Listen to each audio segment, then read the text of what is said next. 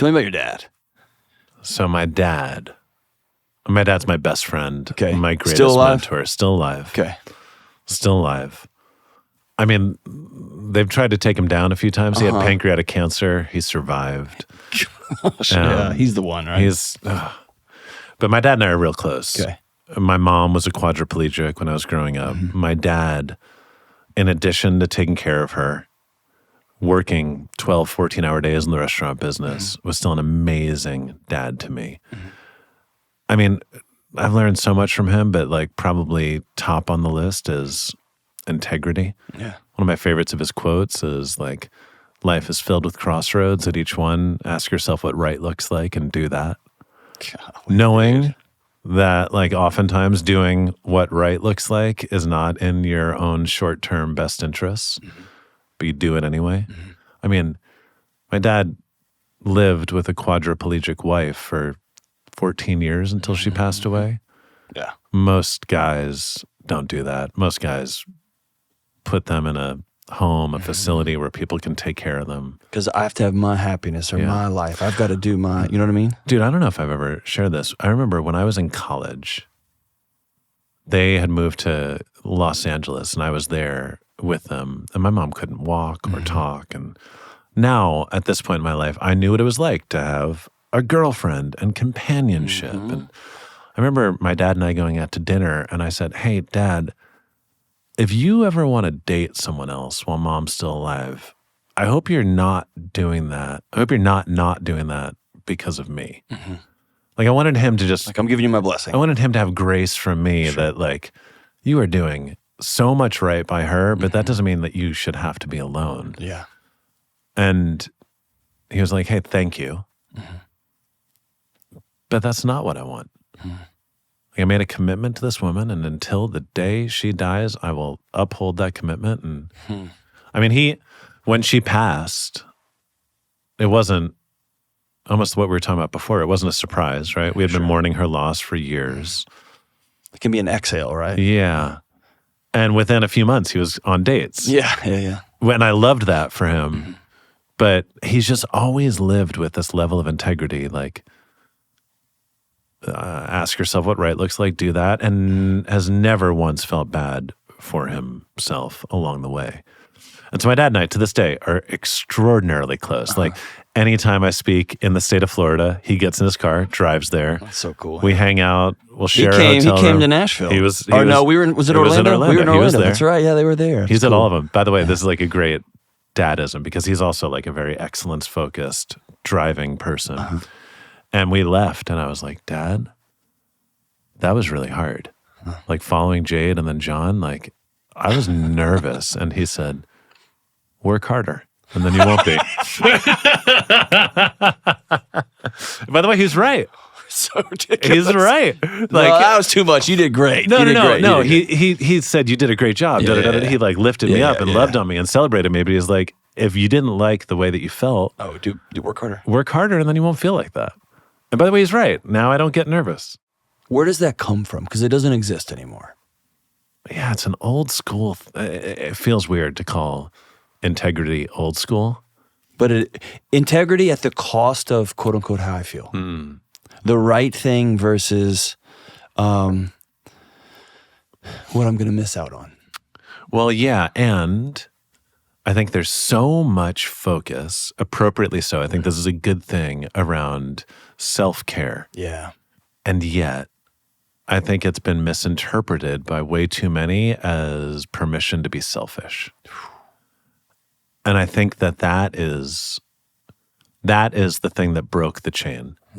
Whereas my dad understands that, yeah, you take care of yourself, but not to the point where you're putting yourself so far ahead of everyone else and your interests so far ahead of everyone else's that you're just doing things that lack integrity. I think people excuse immoral behavior as a form of self-care. Yeah, because it's not the only immoral thing to do is to feel bad or to not feel great. Yeah. That's the new immorality, Yeah. right? I don't actually feel like I'm caring for myself and like, and by the way, and like, okay, toxic relationships. Yeah. There's abuse and of course. There's so many different things. I'm not trying to be overly sweeping right. here, but So tell me about your mom. One of the parts in the book that again, I keep going back. I was working through this again last night. 2 nights ago. My daughter and I took our first trip ever. She's 8, and we got on a plane and flew to my uncle's 80th birthday party, and then it was just us two. Just the two of you. Just the two of us. Never done it before. In fact, in the car ride to the airport, she was like, I've never gone out of town without Mom. And I was like, She's like, I'm feeling unsafe. we both might be borderline diabetic right now. We ate a lot of garbage. But I was in bed reading when she was asleep, and I got to the part about your mom unable to speak, but still requiring that the person who helped push her down the street to smile at you when you got off the bus. Yeah. That next morning, my daughter woke up too early in a hotel room and said, Dad, let's go swimming. Huh. And for the first time in her life, I said, I bet I'll beat you to get our swimsuits on. Instead of, hold on, man, like no coffee. Let's just run. Let's run. And the water was freezing, and we laughed our heads off. And does that make sense? Yeah. But I got that from your mom, right? Tell me about your mom. So my mom was exceptional. I mean, my mom grew up in Boston. Her parents died when she was 12. Then she moved to New York to move with her aunt. And then when I was like 4, she was diagnosed with brain cancer. They removed the tumor. But it was malignant. They needed to use radiation treatment to kill the rest of it. This is before radiation treatment was super refined, and she over the course of a few years was rendered into becoming a quadriplegic. I was her only child. I'm an only child, and man, I mean, she loved me like recklessly, to the point where it almost like destroyed her and my dad's marriage when she was still healthy, because she didn't have parents. She never had anything. They didn't have a lot of money, and yet she was buying me like clothes from Pierre Cardin at Bloomingdale's when they could not afford that stuff because like I was just everything that she'd always wanted, and it was really hard for them to have a kid. And, she was meant to live not very long. She was supposed to be dead by the time I turned 10. But she has kept living and living and living. And I remember when I graduated high school, and at this point, she couldn't move or talk. She could say some words, and I was always the person that can understand her more than anyone, that like beautiful mother-son bond. When I graduated high school, everyone got really nervous. Like, was that the thing that she was waiting for? But then she kept living and kept living. And then I graduated college, and I remember she couldn't get up to watch me graduate. She fell into a coma right before graduation. And so I graduated, threw my cap up in the air, jumped in the car, sped to Boston where they lived at that point, and went to the hospital and just fell asleep on her lap. And then woke up in the middle of the night, and she was awake. Out of the coma, and this is not like a lucid dream or anything, like I know for sure. And we had a proper conversation. And she was like, did you graduate? And she died. She fell back asleep and died a few hours later. But I really believe in a couple things, and they represent the two sides of my personality. One, that persistence and determination are everything. Like Jay-Z said, I believe we can speak things into existence. Sure. I don't believe there's a goal that you can't attain if you set your mind to it. Okay. On the other side, I believe that if you just love someone, if you are willing to take the risk of just loving someone recklessly, the impact you can have is profound. And like loving people recklessly and maniacally pursuing goals aren't necessarily There's a tension. friends. But I think that I am who I am, not in spite of that tension, but because of it. And I owe a lot of that to her. She loved me recklessly. And the thing about her nurses pushing her to the end of the street, I would come home. She couldn't talk or move, but the smile that I was greeted with made me feel the kind of way that I hope to make a lot of other people feel over the course of my life. Yeah. And the fact that she was supposed to die 11 years before she did, and she hung on just because she wanted to see her only son like get launched into the world. And I this isn't a shaming statement. This is just I hear that, and I think of a 10-year-old getting off the bus and running down the street and seeing this radiant smile a block away. And then I think of the just countless ocean of children who have able-bodied parents who are scrolling their childhoods away, just staring at their phones. You know what I mean? And I guess for whatever it's worth, me with a young kid still, a teenager, but a young kid, it's the memory that, I mean, you're talking, I can feel it on you. Yeah. Like that's encoded in your nervous system. That is, she didn't say the right things, for God's sakes. No. But there was not a doubt that come hell or high water, I can always come home. I can always that I've got her in my corner. Dude, right? I felt so loved by her. I mean, she could move, but she like for a while there, she could still like move her arms a little bit. She couldn't get to me though, and like she had a cane. I remember when if I cursed or something before I was supposed to or allowed to, she'd like call me over and hit me with the cane, and she'd be like, "Come here," and I knew I was walking. I didn't need to go over there. No, but man, like now I'm a dad, and yeah, it's not a shaming statement at all because sometimes I'll catch myself. Oh, Anyone who pretends to be perfect is not trustworthy, right? Like we all like everything I talk about is what I aspire to be, and I know the same to be true for you. Yeah. And I'll catch myself doing that, and I think about her, and it's almost like blasphemous to her if I don't jump around and run around and get dirty and do stupid things with my kids because she never was able to. Yeah. And so if I am able to, and I how dare don't, you not? Yeah. I've heard that from veterans who lose somebody close to them that, like, I don't care how I feel, I have an obligation to live for two now. Yeah. Right? We're going to have extra adventure and I'm going to have an extra beer. I'm going to have extra thing of nachos. Yeah. I'm going to work out extra because I have to. Right? So let me ask you this. I'd be good at having the extra nachos. Maybe not nachos. doing the extra work. I love nachos. Exactly. All right. So I feel like I can only ask you this because you're my friend. Yeah. So I found myself, there's some guys working on an app, and so they've run all of my calls through a language learning model. Like, how does John respond to things? Yeah. And come to find out, I quite often ask, what did you see growing up? Like, what did you experience growing up?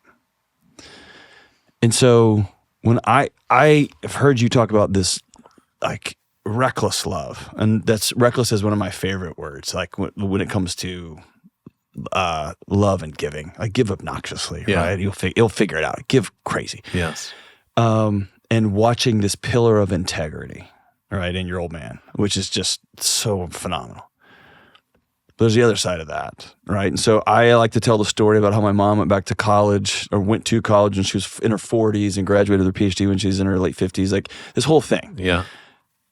There was another side to that, which was I cooked dinner a lot, right? And I did my own laundry starting when I was really young. Yeah. And there was a lot of tension in the house because we didn't have any money, and mom was in school, and dad was a cop. And then there was a reality to that was hard, right?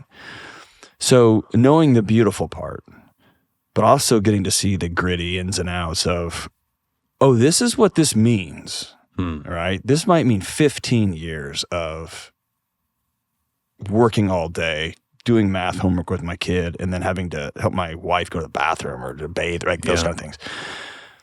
This is what you see day in and day out. What was it about that experience that made you say to your amazing wife that you have now, Christina? Is Christina? Yeah. I do. I'm in. I'm in on that. First of all, you posted something the other day about that, like, be your person's biggest cheerleader. Oh, yeah. And I loved that. I thought the way you articulated it was great. And by the way, like, I remember growing up and like some of the marriages that I really had the most admiration for, they would always say marriage is hard. And I would always like, be like, those idiots, they just didn't figure it out. Right, like, right. I'm going to have an easy marriage, right? And Just be hot and have more sex. yeah, exactly. It'd be simple. Yeah, like my relationships are easy. That's right. And my relationships are like 7 months, and that's why they're easy. But like the thing I always learned from them is like wake up every single day and pursue your person. Like the best marriages are those where you literally make a choice every single morning. You wake up and decide actively, maybe not out loud, but you assert, I'm going to pursue my wife today. And if you do that a majority of the days, it's pretty cool what you can accomplish. How you framed it, like be their cheerleader. That's another level. And I really loved it. And that impacted me. Even over the last few days, like as we've been out, my wife doesn't she gets shy when I tell people how awesome she is. And I'm like, I'm like, you know what? I don't care anymore. I'm still going to do it because I think it's an important thing to do. And yeah, my dad had to help my mom go to the bathroom. I had to help my mom that's right. go to the bathroom. And so, yeah, you could see that and be like, okay, if there's a chance that happens, I'm just going to be single, right? Like there's no reason. Yeah. My dad decided to continue in a marriage where he had to help his wife go to the bathroom. That's not just integrity. No. That's just love. And if love is so powerful that you're willing to endure that, then how could you make any choice but to want that? Well, I want that with all I've got. Right? Huh. And so I got married late, which I was building a career in New York City. Yeah. You get married later when you're doing that there.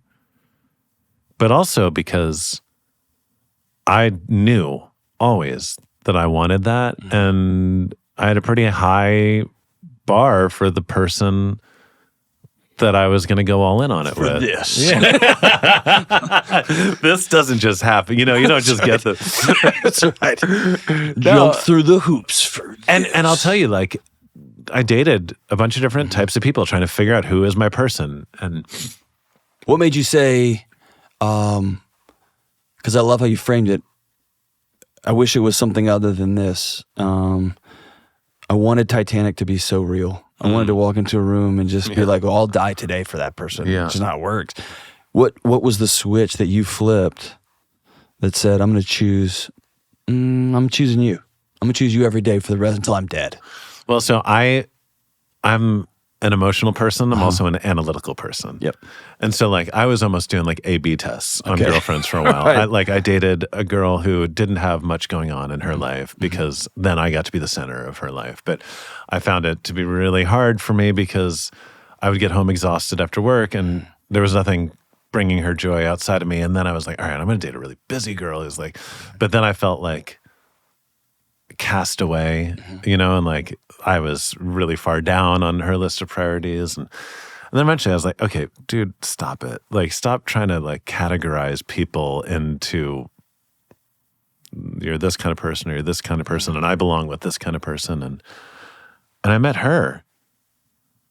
And she's a baller, right? Like she's the founder of Milk Bar, a nationwide chain of bakeries that's in stores, and she's been on television, and I was impressed by that, but it wasn't the reason I was drawn to her. And at the same time, she had all this stuff going on, but I never felt like less than the other things. And so I was doing this whole study, like, okay, well now this, and then one day I was like, wait, hold on.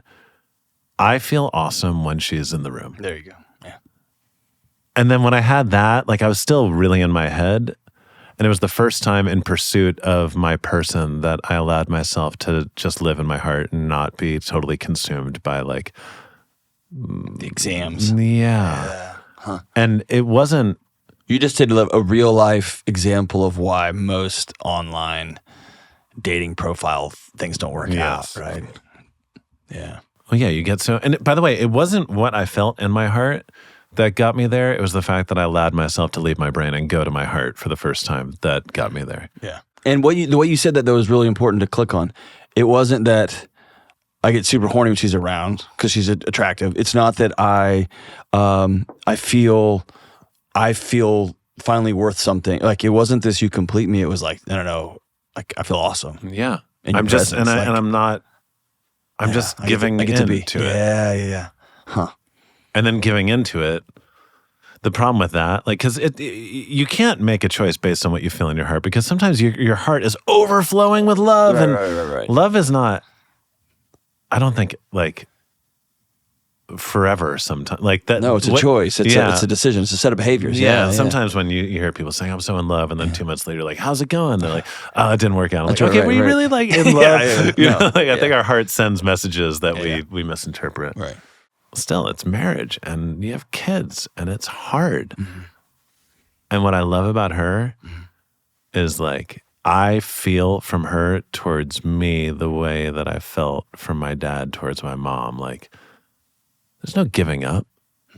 We're together. Yeah.